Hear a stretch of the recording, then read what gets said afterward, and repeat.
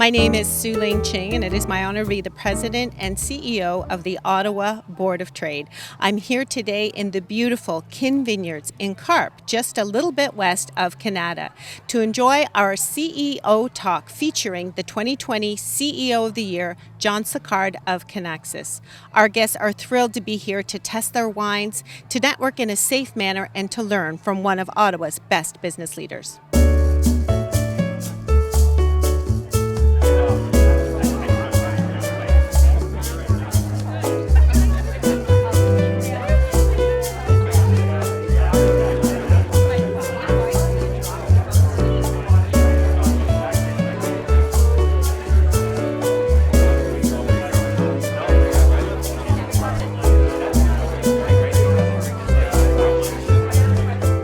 I am now joined by the President and CEO of Algonquin College, Claude Brulé. He's going to share with us what they are doing at Algonquin College to create the next generation of CEOs. Thanks, Su-Ling. It's a pleasure to be here and sponsoring this event today. Algonquin College is already doing a great number of things to develop the next CEOs of the future. We provide opportunities for our students to be leaders in their own right. They can be class reps. They can lead in projects that they're doing in the classroom. Sometimes informal, sometimes more formal roles. We have a leadership program that the students can take. And we have applied research projects also that the students can lead their fellow classmates into realizing those applied research projects for industry.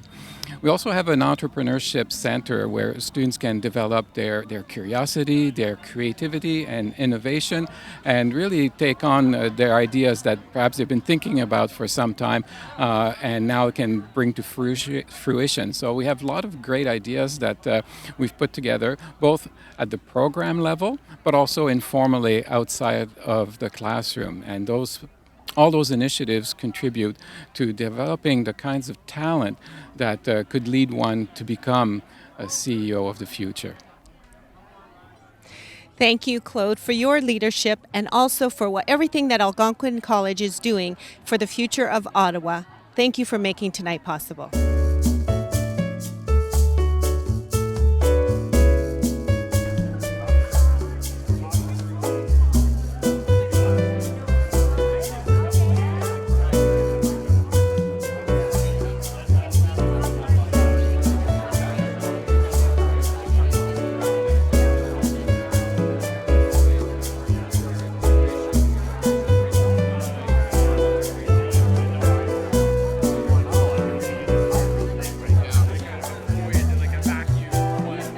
I am now joined by Margot Sunter, who is the Chief Operating and Chief Innovation Officer at GGFL. GGFL has been advising their clients all through this pandemic, and now as we begin to emerge from the pandemic, she's going to share with us what she is asking her clients to pay attention to. Thank you. Of course, the first thing we'd want our clients to pay attention to is our newsletters and our articles, where we do our best to distill everything that's happening in the business world with regulations and to find an easy way to understand what they need to do with respect to all of those changes. But ultimately, our advice to them is to learn from their own experiences. Each of the businesses some have been extremely successful, some have obviously had huge challenges. But we can all learn from it. And the last thing we want to do is pretend the last 18 months hasn't been a good learning experience. So we look to learn from our clients and for them to learn from their own experiences on how to better prepare their business for what's coming next. Because we all know that change is here to stay. Thank you, Margot. That's excellent advice, and thanks for everything that you've done to support our business community and today's event. We are now getting ready to go to the interview with John Sicard, the 2020 CEO of the Year, the leader of Kinaxis. Please join Michael Curran as he learns more about John and his success. John, I hope everyone here knows exactly what Kinaxis does. It's a long-standing, this is not an overnight success story. The company was founded many decades ago, and it has a massive global footprint now in terms of number of people. But if there's anyone in the audience that doesn't know what Kinaxis does, give us your elevator pitch. Well, I've changed it recently. I could have said, Kinaxis is a software as a service company serving supply chains for some of the largest, most complex supply chains in the world, and that would be factually correct. But it just doesn't sound cool enough. So, so now when people ask me, tell me exactly what Kinaxis does, I usually say something like, we're saving the planet. And while we're not saving the planet, we're saving humanity. And after sort of that awkward chuckle, I always get the, what do you mean? And well, let me just explain to you, the role of supply chain, just so you have some better context, because I think this is truly important for humanity. I think supply chain is as old as humanity. It started when humanity began. It probably started with the trade of a sharp stick for a morsel of meat, and you see a supply chain transaction occurring. It will be with us as long as we have humanity, as long as humanity thrives.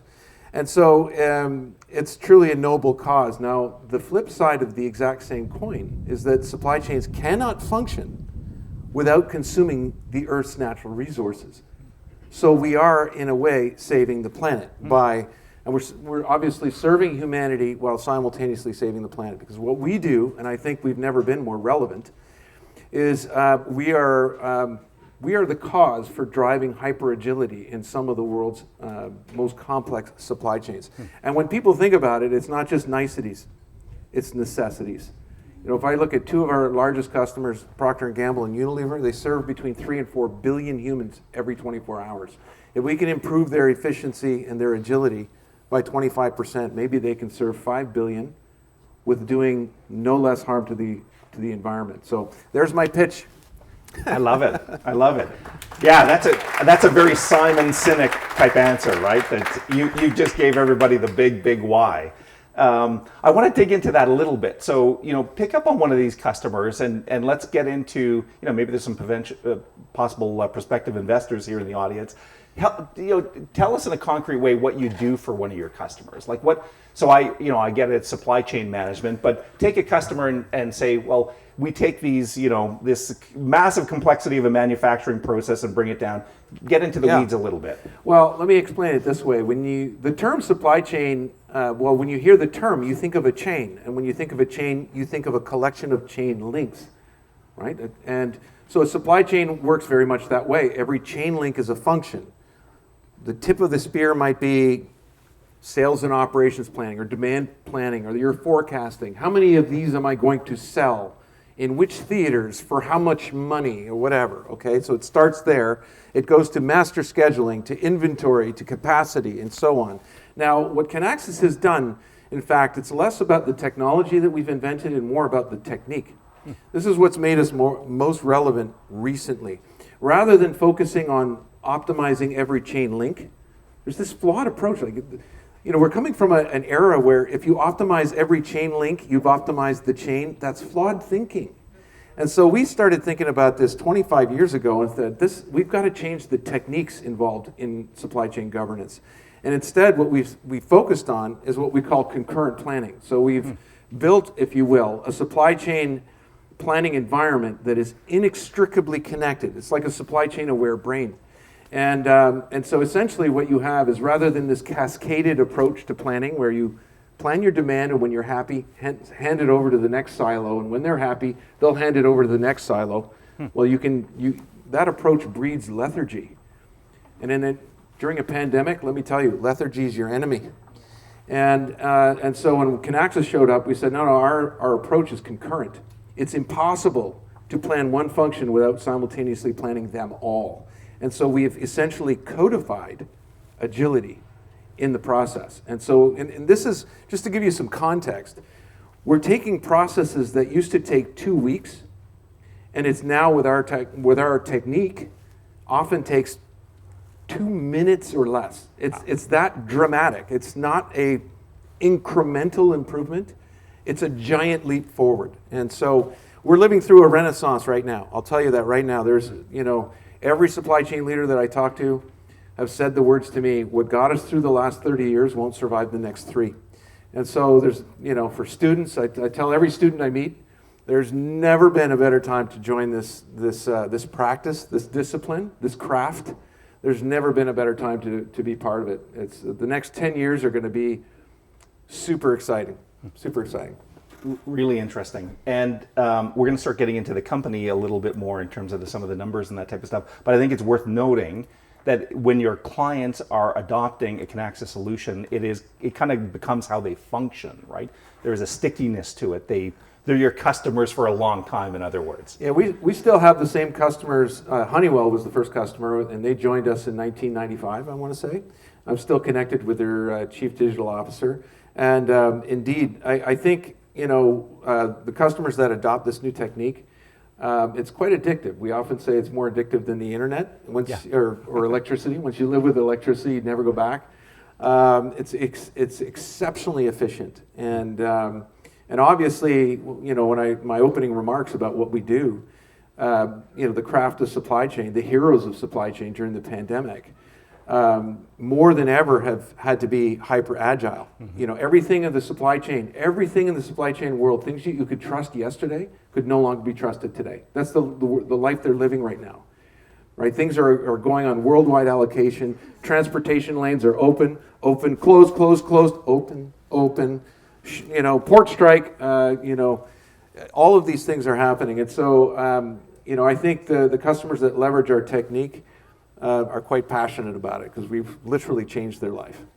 It's awesome. Again, let's zoom out a little bit and let's talk about some of the numbers behind the company. So it's a publicly traded company. We can look at profitability and revenue and employee count, but give the people here a little bit of an overview of the size and heft of Kinaxis, and maybe touch on your global footprint and your customer base at the same time.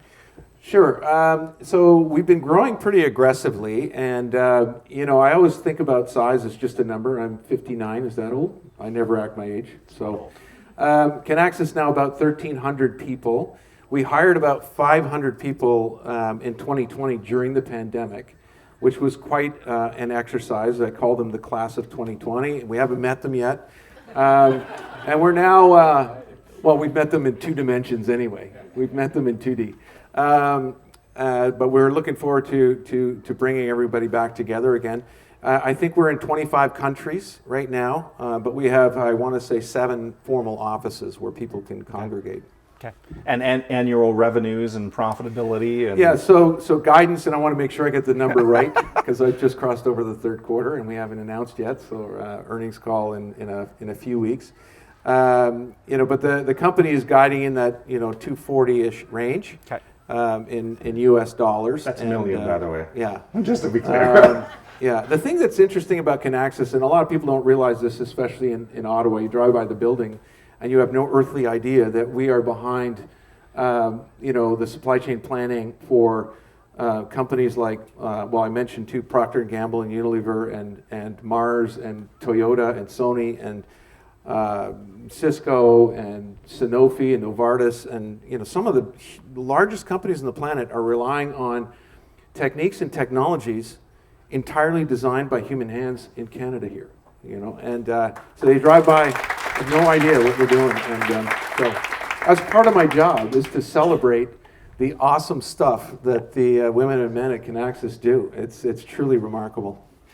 And I wanted to talk a little bit about supply chain. So, not far down the road, Terry Matthews is probably sitting in his headquarters. And if you've heard Terry Matthews speak, he talks about timing in business, right? Timing is so important. You've got to time your entry into the market. So I think of, what we've gone through in the pandemic and suffering through supply chain management. I mean, the obvious example is toilet paper, right? We couldn't buy toilet paper in the early days. But it almost seems like this is the time for supply chain. So the pandemic really, I think, has been a big springboard for Kinaxis, has it not? There's no doubt. I think this is what I've been witnessing. I've interviewed, I want to say, 80 or so chief supply chain officers in the last 12 months or so. And there is a new narrative coming out, right? Like I said, the recognition that what got us through the last 30 years won't get us through the next 3, and that there's been the focus on the wrong things. There's been this hyper focus on accuracy at the expense of agility.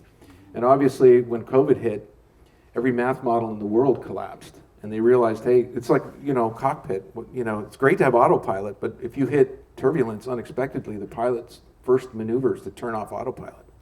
and people realize they've forgotten how to fly the plane. And so that's a challenge. And the idea isn't one isn't worse or better than the other. You just need both working in unison. I will say this as it relates to the pandemic. There's a reason why a lot of people are talking about it now. And perhaps 6 or 8 months ago, it was not as feverish a pitch. There was a lot of buffer. There's a lot of waste in the supply chain. Tremendous amount of waste. And so think of it as a network. There's all this slow-moving inventory. And so as the pandemic hit, there's plenty of inventory. The problem is the tail effect here. At some point, it dries up. And so the medical side of this pandemic, I believe, will be over long before the effects it has on the supply chain. I think we may be peaking. I'm not sure. I think there could still be some challenge. Some have told me that supply chains won't settle until 2024. And so a lot of people have realized, yeah, this is a problem. And again, think about it as not just niceties, not just about cell phones and things that we want to have. It's the necessities of life and realizing how do you move those goods around? What are the costs going to be? And so this is, I think truly this is where we're going to see a lot of unsung heroes coming out of the supply chain practice. Is it fair to assume then, John, that you're seeing a lot of uptake in new customers and that? So starting conversations with prospects has never been easier because they're suffering with all these supply chain issues? There's no doubt that Kinaxis now, I think, is getting a lot of trust by association. Okay. I've been waiting for this moment where, to quote a famous movie, I'll have what they're having. Remember that movie? I'll have what they're having. Anyway, trust by association. And so that is fueling a lot of the conversations. I can say this because I've said it publicly that for the past 3 quarters in a row, we've had record-breaking quarters, 3 quarters in a row. And the pipeline's grown by 40%. I've said that publicly, and there's no wonder. I think, like I said, unlike disruptions aren't new to supply chain. We had the stuck boat. Remember the stuck boat? I mean, the stuff like that happens, right? The evergreen became the ever stuck, or whatever, the ever grounded. Anyway, so these types of events have always happened, but this is global. It's affected everybody simultaneously. And so it has, I'll tell you another thing. Never ever in my career have I heard more conversations having at board levels. Every board is asking their CEOs, what are you going to do next time? This is shown soft tissue. What are you going to do next time? And obviously CEOs have no earthly idea, so they turn around and ask their chief supply chain officers, what are we going to do next time? So the good news, I think, is there are a lot of dialogue about this now. And I truly think humanity is counting on us to solve this problem, what the next 30 years are going to look like. And a lot of chief supply chain officers have realized, I need to leave it better than I got it. And it's not so great right now. So, yes, it's gotten us quite busy.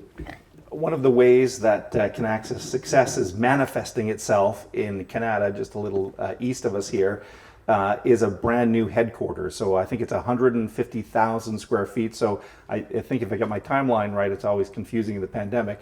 Kinaxis decided to build a new headquarters before the pandemic, right before work from home. And we're going to talk about work from home and get into that in a second. But let's talk about your new headquarters, 150,000 square feet. I think Taggart is building it. Tell us about, and we've had a few chats about what might be inside that building. But yes, get people excited about offices. Let me tell you this: we chose to build this building. It was perfect timing. I mean, it would have been horrible to decide after the pandemic because, as it turns out, we had all the material and all the planning done in advance, and so the building is on time and on budget. So it's stunning. So anyway, we pick up the keys. I think first week of December, and it will be a magnet.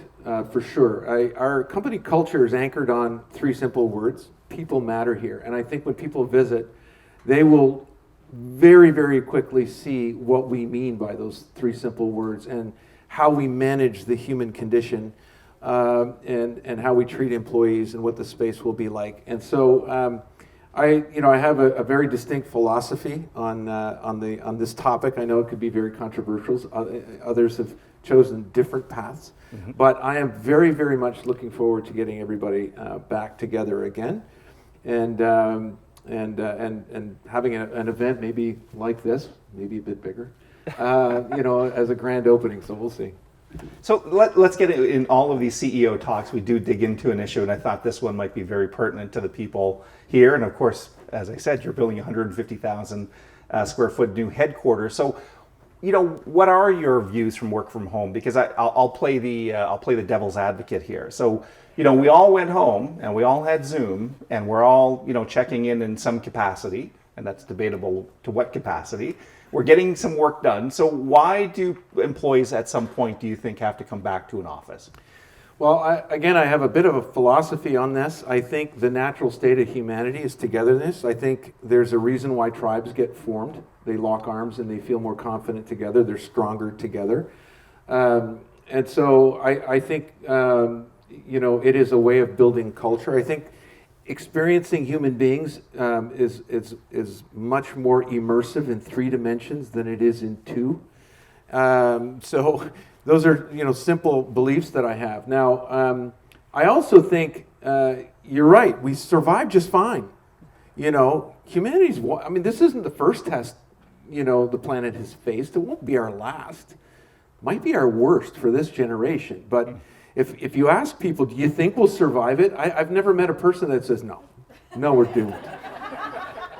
Everyone's like, yeah, of course we will. And in fact, I think I give us an A+ as a society. It's not perfect, but I think perfection exists. But I give us an A+ in terms of how we've managed through this thing, how we've cared for each other, for example, and how we've maintained productivity. And ergo, there's the chat. Like, well, we're in some cases even more productive. Nobody has to, and this is the other pull, and it's a reasonable argument. There's nobody on the roads, and that's good too, right? Like, don't we care about the planet? Yes, we do. Now, at the same time, I believe you can live in isolation as we have for 7 days, no problem. 7 weeks, still no real problem. 7 months, starting to see cracks in some mental health issues in some cases. 7 years, and I honestly don't know what culture you have. I think culture only happens on purpose, and if you attempt to, try to live as a tribe in pure isolation, I'm not sure you can actually manage or nurture a culture. Now, some might argue against that, but again, I think there's a reason why tribes get formed, and where you can lock arms and learn from each other, and get strength from one another. Mm-hmm. So ultimately, our approach has been to create the word I use is magnetism. There has to be some magnetism to the environments that we're asking our employees to join us in our building. And, we put people first. And we'll likely end up in a hybrid type of an environment, because we also recognize that there's some natural pull to having fewer cars on the road. I like that. Now, in the end, I'm anticipating that most people will choose a hybrid versus pure work from home, and so that's the approach that that we're taking. And for me, hybrid means you're spending a minimum 3 days in the office. You're making a social contract with your peers. I'm not going to police it. I'm not going to sit there and count. Say, no, you might be 5 days this week, no days next week. That's fine. It's we trust that employees aren't going to forfeit their integrity when they work with their peers and say, I'm going to be here for you. And so that's the approach that we're going to take. That's great. I want to touch on, as we're wrapping up, and then we'll go to your questions, so start forming them in just a second here. I want to touch on a couple personal items. So, not only is he a cool CEO of the year, but this guy's a rock drummer. So I've had the pleasure of visiting his basement, and his basement is I don't know what it is, a quarter recording studio. That's a very impressive space you have there. But seriously, talk about maybe how I think we've talked about this before, how the arts might influence your creativity or create a sense of passion outside of work. What's important to you about being a rock drummer? Well, yeah, I've played now for, I want to say, 45 years. When I met my wife, Tina, I'll never forget this moment. I meet her for the first time, and she asked me what I did. I said, I'm a drummer. She rolled her eyes, But anyway, she stuck with me anyway. But honestly, and that is what I thought I was going to do when I grew up. I spent all my time as a teenager and even as a young adult thinking that that's what I was going to do, realizing that music is mostly it's more a function of passion, right? It's really difficult to make a living in music, and but it is, you know, where I feel most like myself. And Pina knows this, that, you know, I'm behind the drum set, and I'm a bit aggressive, I would say, you know, playing Foo Fighters or something like that. Not a jazzy. I'm a, you know, when I used to have really long hair. You sort of get the picture. Anyway, and I really do love that creative side. When I became a software engineer, in fact, I really recognized why musicians and software engineering are often seen together. And, you know, both are hyper creative exercises, right? When you play drums, for example, people just see, oh yeah, you got 4 limbs and going, but you realize, no, the velocity of the stick, the angle that you hit, an infinite number of things, you know, to create a beat. It's an incredibly, you know, artistic, intricate thing. Now, software is very much the same way. When I was in university, I was a teacher's assistant, got to grade a lot of pieces of software, where, you know, people solve the exact same problem, and I'm looking at 90 different pieces of software, and then there would be one that I just thought, this is like Mozart. Mozart wrote this software. That's what I thought. It was so elegant and so stunning to me that somebody would solve the problem in this way. And that's when I realized the connection between music or any art form and software engineering. Software engineering I think, has got a lot more to do with creativity than science. Frankly, I've come to believe that. There's another issue that's near and dear to your heart besides pounding on drums, and it's autism. And you've talked many times publicly about why you have a strong position on autism, and I'll allow you to tell that story. But why is that? Why is autism an issue that's close to your heart, John? Well, my wife and I, 25 years ago, my son Nicholas was diagnosed with autism, and it was during a time where truly people didn't quite understand what it was, right? They really did. You think it's only 25 years ago, but trust me, it was a very, very unique time, and people did not understand what all of this was. And a lot of people would, you know, when I talk to them about it, and even now, they'll say, oh, I know somebody who has an autistic child. You might even be thinking that in your head. The challenge is autistic children become autistic adults. And I think the natural formula for all humanity, in fact, is the simple pursuit of joy. It doesn't matter how old you are, doesn't matter what ethnic background, what gender, none of those things. Everybody is really motivated by the simple pursuit of joy. And so I started thinking about this for autistic adults, and how do we create conditions where they can experience joy in their life. So, you know, so we started an Autism at Work program at Kinaxis. Now, I wasn't the first to do this. I can't claim that. There's Ford and SAP and Microsoft and others, but I lifted my hand. So it has nothing to do with size. We're not Ford or Hewlett Packard, but we can do this. And so we made a public pledge to hire 1% of our staff on the autism spectrum. This is not a charity. Yeah. Some people would say, oh, you know, you must feel good about that. It's not tokenism. We wouldn't think twice to create safe conditions to interview somebody with a physical disability. So this is just creating safe conditions to interview somebody that has some cognitive challenge. And so we pushed the diversity, you know, we pushed the diversity formula well outside the typical bounds and right into neurodiversity. And let me tell you, it has had some wonderful side effects. It's a win-win-win-win all the way around. I can't even tell you. Our empathy index as a company has gone way up. That was one of the side effects. So if you're a leader and you have an opportunity to do this, do it. You get these wonderful side effects on the company's culture, you know, that I didn't see. The empathy index. Anyway, so it's been a wonderful part of Kinaxis, and we have just some wonderful, wonderful employees as a result. Big round of applause for the 2020 CEO of the Year.